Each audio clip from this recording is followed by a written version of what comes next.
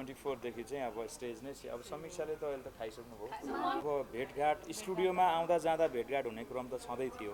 Australia गएको अर्कै कार्यक्रममा हो, उहाँ जानुभएको अर्कै कार्यक्रममा हो, तर त्यहाँ समयले यस्तो संयोग बनायो कि विश्वको एकदमै ग्रेट भेन्यू। त्यो इन्टरभ्यूहरू धेरै नै सब यस्तो मोटाइरहेको छु, त्यो चाहिँ म गर्छु भन्छु।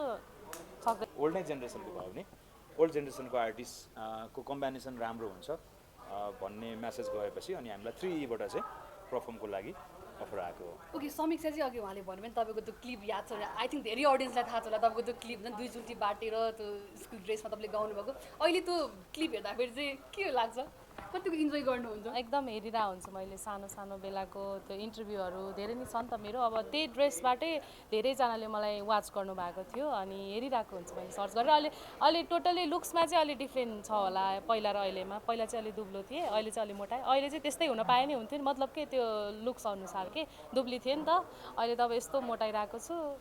कतिजना डाइट गरिराख्नु भएको, किनकि कति राम्रो भएको समीक्षा है त कमेन्ट आउँछ के खानुहुन्छ तपाईँले? के खाँदिनँ मैले, तर त्यो अब उहाँहरूको हेर्ने नजर आँखा राम्रो हो भनौँ न, जसले राम्रो भन्नुहुन्छ नि। होइन त शिवदाई एकदम राम्रो छैन त समीक्षा। के भन्नुभएको दाजुले? ए डाइटको लागि केही गर्दै हुनुहुन्छ कि किनकि पहिला जस्तै दुब्लो हुन चाहन्छु भन्ने इच्छा व्यक्त गर्नुभयो? एकछिन जोस आउँछ अब चाहिँ म गर्छु भन्छु, सक्दिनँ। धेरै कोसिस गरेँ, सक्दिनँ म। अब के गर्नु, यस्तै हो। मलाई दुब्लाउने टिप्स दिनु न हजुरहरूले छ भने। सँगसँगै प्रश्न पनि गर्नुहुन्छ, दाइ कसरी, म त हेर्नु न कस्तो, म त मोटाइसँगै के दुब्लाउनु पर्ने हो भने एउटै उमेरको मान्छेसँग हिँड्दाखेरि चाहिँ तपाईँहरूलाई थाहा छँदैछ होइन कति नै मनपर्छ भन्ने कुरा। त्यो भएर अब अमिलोतिर चाहिँ म धेरै टकटके पानीपुरी। अब यो सो बिजनेसमा दुईवटा प्रकारको क्यारेक्टर चल्छ अरे। एउटा चाहिँ एकदमै फोटोजेनिक होइन, हेर्ने बित्तिकै मसक्क मस्किने, आहा कस्तो राम्रो है भन्ने। एउटा चाहिँ म जस्तै हेर्ने बित्तिकै अलिकति फाइट खेल्न आइहाल्छ कि। बरु मलाई दुब्लाउने टिप्स दिनु न हजुरहरूले छ भने। कति केजी मोटाउनु भयो लास्ट टाइम अहिले त कति 61 जस्तै छु होला, 60-61 जति छु होला। टिप्स केही समीक्षालाई दुब्लाउनु होइन, अब मैले त के टिप्स, अब केटा मान्छेलाई भएको भए त मैले टिप्स दिन मिल्थ्यो, केटी मान्छेलाई दिने टिप्स फेरि मसँग छैन। तर दाइले चाहिँ एकदम हेल्दी खानु हुँदो रहेछ। मैले चाहिँ दाइको खानपिन चाहिँ जस जापानबाट चाहिँ थाहा पाएको कि दाइले किन पनि नदिएको हो भने जापानमा 7-8 दिन बस्दाखेरि मैले झोल खानेकुरा मात्रै खाएँ। खानै खाएको देखिन दाइले मैले सुप मात्रै। अनि अब भनौँ है वास्तविक कुरा, नानीलाई चाहिँ फेरि अब त्यो चाँदै पाराले भातै हान्नुपर्ने होइन। मैले के भन्थेँ भने नानी जापानमा आएपछि जापानको फुडहरू पनि ट्राई गर्नुपर्छ। नेपालमा त म पनि पहिला 2009मा मेरो विदेश यात्रा सुरु भएको हो, त्यति बेला म पनि भातै खान, त्यो अरू खान नआउने, अरूको स्मेलहरू मन नपर्ने, सायद उसलाई त्यस्तै भएको छ होला। अनि म चाहिँ एकदमै अब त्यो ह्याबिचुअल भइसक्यो नि त। अब म चाहिँ भातै खानुपर्छ भन्ने सिद्धान्तमा छैन, बाँच्न सक्नको लागि जे पनि खाइन्छ भन्थ्यो। अनि मैले चाहिँ 7-8 दिनको बसाइमा सुप मात्रै खाएँ, झोल मात्रै खाएँ क्या लिटरली। उहाँ बहिनी छक्क पर्नुभयो। अनि सँगसँगै प्रश्न पनि गर्नुहुन्छ, दाइ कसरी, म त हेर्नु न कस्तो, म त मोटाइसँगै के दुब्लाउनु पर्ने हो भने त्यसो भए झोल खाउँ न त। खानै सक्दिनँ, म त भातै खानुपर्छ। जापानिज भात फेरि यति खाएपछि अगाउने हुन्छ क्या, त्यो चामल अर्कै प्रकारको हुन्छ, स्टिकी राइस होइन, त्यस्तो खालको। अब यो यसरी हिँड्दाखेरि रमाइलो किस्साहरू छ होइन। अब अघि नै शिवदाईको त म छोरी हो भनिसक्नु। वान बहिनीले चाहिँ साँच्चीकै एउटा राम्रो गुरु पाएर यो आवाजलाई साध्न पाउनुभयो भने नेपाली सङ्गीतले एउटा राम्रो आवाज पाउन सक्छ है भनेर मेरो मनैभित्र मनैसँग मनैले गरेको संवाद थियो त्यो। तर अब 2024 देखि चाहिँ अब स्टेज नै अब समीक्षाले त अहिले त खाइसक्नुभयो। मनको संवाद रियलमा चाहिँ कहिले संवाद हो तपाईँहरूको, कस्तो संवाद? रियलमा चाहिँ हाम्रो त्यही अस्ट्रेलियाकै अब भेटघाट स्टुडियोमा आउँदा जाँदा भेटघाट हुने क्रम त छँदै थियो।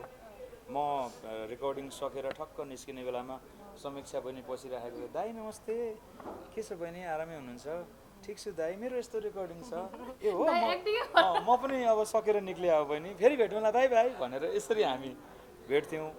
तर कस्तो भयो भने अब यो हामीले चाहना गरेर पनि होइन, कसैले पूर्व योजना गरेर पनि होइन, यो 3 त्रिलोक 14 भुवन पृथ्वी जल अग्नि वायु आकाश होइन यो पञ्चमहाभूतले जुराएको। म अस्ट्रेलिया गएको अर्कै कार्यक्रममा हो, उहाँ जानुभएको अर्कै कार्यक्रममा हो, तर त्यहाँ समयले यस्तो संयोग बनायो कि विश्वको एकदमै ग्रेट भेन्यू, अत्यन्त महँगो र एकदमै सिटीको मुटुमा रहेको 3वटा भेन्यूमा चाहिँ हामीले सँगै कार्यक्रम प्रस्तुत गर्ने मौका पायौँ, जहाँ चाहिँ हामी चाहेर पनि उभिन सक्दैनौँ। हाम्रो ल्याकत, हाम्रो औकातले पुग्दैन। पछाडिको जेनेरेसन आएपछि त हामी त अब ओल्ड नै जेनेरेसनको भयो भने ओल्ड जेनेरेसनको आर्टिस्टको कम्बिनेसन राम्रो हुन्छ भन्ने म्यासेज गएपछि अनि हामीलाई 3बाट चाहिँ पर्फर्मको लागि अफर आएको हो। ओके, समीक्षा चाहिँ अघि उहाँले भन्नुभयो नि तपाईँको त्यो क्लिप याद छ, आई थिङ्क धेरै अडियन्सलाई थाहा छ होला तपाईँको त्यो क्लिप जुन 2 चुल्टी बाटेर त्यो स्कुल ड्रेसमा तपाईँले गाउनुभएको। अहिले त्यो क्लिप हेर्दाखेरि चाहिँ के लाग्छ, कतिको इन्जोय गर्नुहुन्छ? एकदम हेरिरहेको हुन्छु मैले सानो सानो बेलाको त्यो इन्टरभ्यूहरू धेरै नै छन् त मेरो। अब त्यही ड्रेसबाटै धेरैजनाले मलाई वाच गर्नुभएको थियो अनि हेरिरहेको हुन्छु मैले सर्च गरेर। अहिले टोटली लुक्समा चाहिँ अलि डिफ्रेन्ट छ होला पहिला र अहिलेमा। पहिला चाहिँ अलि दुब्लो थिएँ, अहिले चाहिँ अलि मोटाएँ। अहिले चाहिँ त्यस्तै हुन पाए नै हुन्थ्यो नि, मतलब के त्यो लुक्स अनुसार के दुब्ली थिएँ नि त, अहिले त अब यस्तो मोटाइरहेको छु। कतिजना डाइट गरिराख्नु भएको किनकि कति राम्रो भएको समीक्षा है त कमेन्ट आउँछ है, के खानुहुन्छ तपाईँले? के खाँदिनँ मैले, तर त्यो अब उहाँहरूको हेर्ने नजर आँखा राम्रो हो भनौँ न, जसले राम्रो भन्नुहुन्छ नि। होइन त शिवलाई एकदम राम्रो छैन त समीक्षा। के भन्नुभएको थियो दाजुले?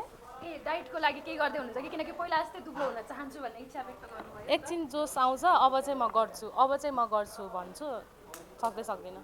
धेरै कोसिस गरेँ, सक्दिनँ म।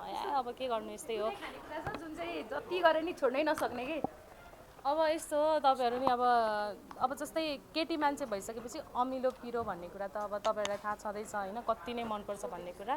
त्यो भएर अब अमिलो पिरो चाहिँ म धेरै टकटके पानीपुरी। मैले भने नि समीक्षा दिन प्रतिदिन राम्रो हुँदै गइरहेको थियो। अब यो सो बिजनेसमा 2टा प्रकारको क्यारेक्टर चल्छ कि, एउटा चाहिँ एकदमै फोटोजेनिक होइन, हेर्ने बित्तिकै मसक्क मस्किने आहा कति राम्रो है भन्ने। एउटा चाहिँ म जस्तै हेर्ने बित्तिकै अलिकति फाइट खेल्न आइहाल्छ कि। बरु मलाई दुब्लाउने टिप्स दिनु न हजुरहरूले छ भने। कति केजी मोटाउनु भयो लास्ट टाइम? अहिले त कति 61 त्यस्तै छु होला, 60-61 जति छु होला। लाइक टिप्स केही समीक्षालाई दिनु?